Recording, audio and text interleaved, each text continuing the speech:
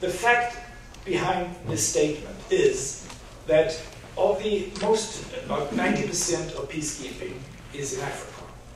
And all the peacekeepers there, they come from African, Asian countries, mainly India, Pakistan, Bangladesh, Morocco, Senegal, and so on.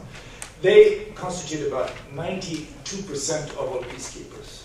You see rarely a European there, or an American there. And therefore, of course, when we ask so much from, for instance, in the realm of responsibility to protect in the field, that peacekeepers should intervene to protect civilians also in strife and conflict, then, and I heard this at the UN yesterday only, one of the major peacekeeping troop-contributing countries saying, yes, you put these demands, but you are not out there in the field, you Westerners, because it's you Westerners who work hardest on the responsibility to protect the field. Why don't you put out peacekeepers out there, and you will see how difficult it is to intervene in internal strife. And there is a point there. And I can take the example from my own country, Sweden. We used to have, in the golden years, when Dag Hammarskjöld in the late 40s initiated with the help of Ralph Bunche the Blue Helmets of the United Nations. Sweden accounted for about 10% of all peacekeepers in those days. Today, I was shocked to learn that Sweden has 28 peacekeepers under UN flag. But 10 times more in Afghanistan. And this is a dilemma. Afghanistan is sucking the oxygen of all peacekeeping from Europe. And nobody is going to Africa, where there is an even more increased need.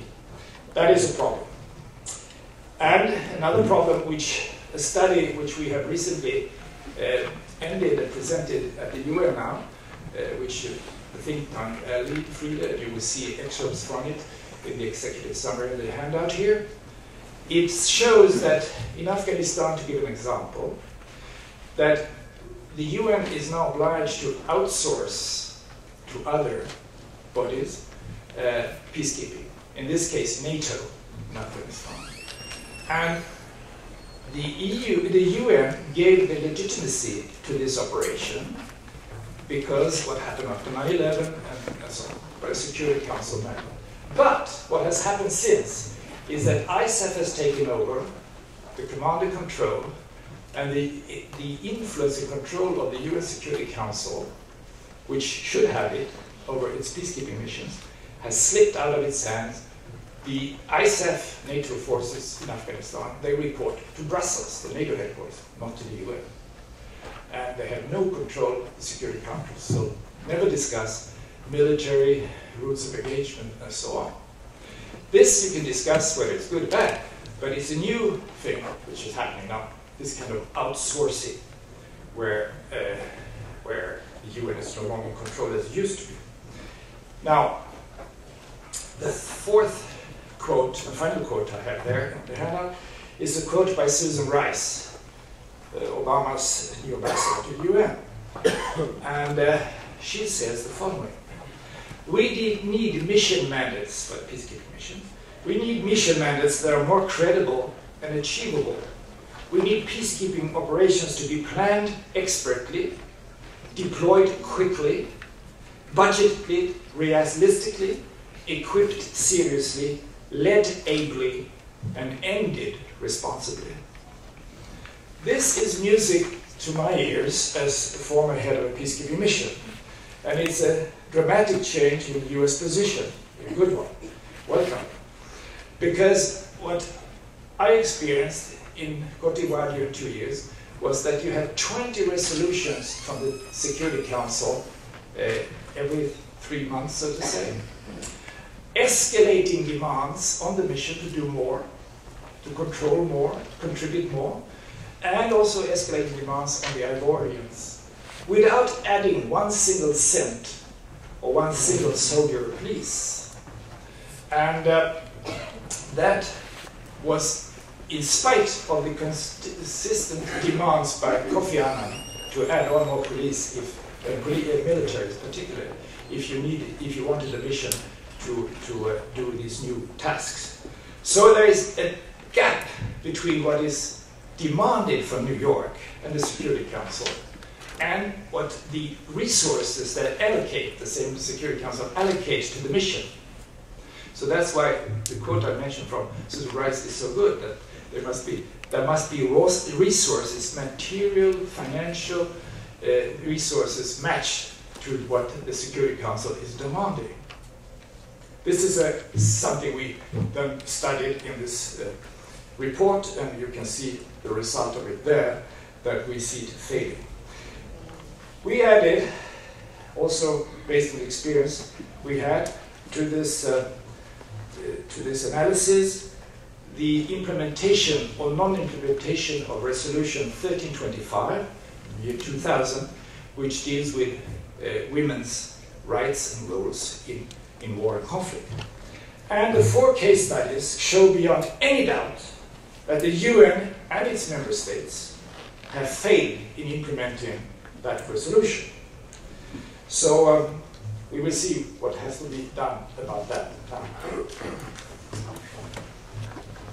You can read more about the study. It's on our website, and you have an executive summary, as I said up there.